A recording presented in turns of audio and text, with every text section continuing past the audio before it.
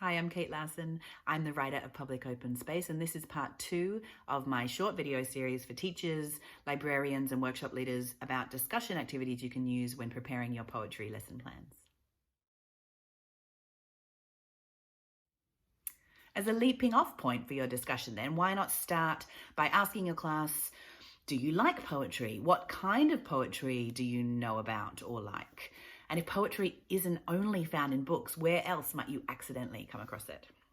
You could also ask participants or students to create a word web, so either on a post-it notes or a digital whiteboard or Jamboard, of all of the words that they associate with poetry, which you'll find brings up words like beautiful or potentially elitist, words like limerick or sonic or rhyme, words like memory or reciting poetry, or even truth.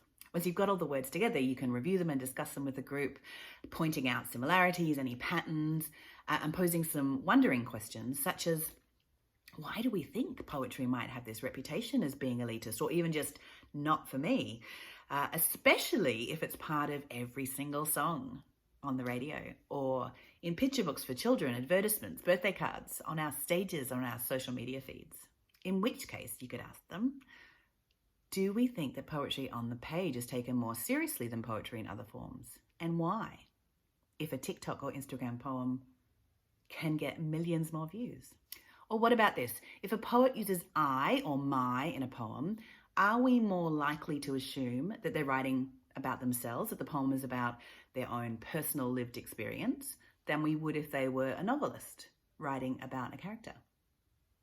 Why do we associate poetry with truth? And what about other forms of poetic fiction, like verse novels, for example? Does that still apply? There are a couple of poems in the collection that you can use to demonstrate this exercise. In Easy as XYZ, I use the terms I and my, but not about my own personal lived experience. It's an imagining, I'm writing as if from a fictional character. In Absent Solidarity, the I and my that I use is about me.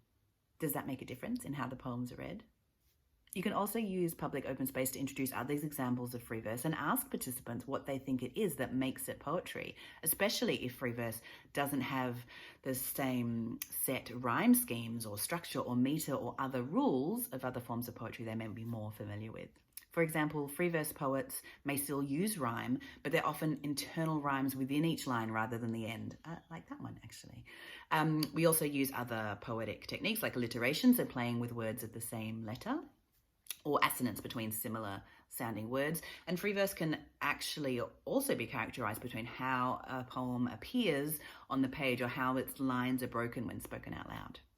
While you'll be reading it in book form, a lot of the poems in this collection began their lives online. So you can also use the book to talk about digital poetry, which is sometimes also referred to as e-poetry, electronic cyber poetry, social media poetry, or many other terms, but which essentially mean poetry that's made and shared on digital media. So not just poems that we jot down on our phone or our computer, but poems in which the digital tools that we use are actually integral to the work in some way. So a combination of technology plus poetry that uses multimedia elements of any kind, but that can be as important as the text.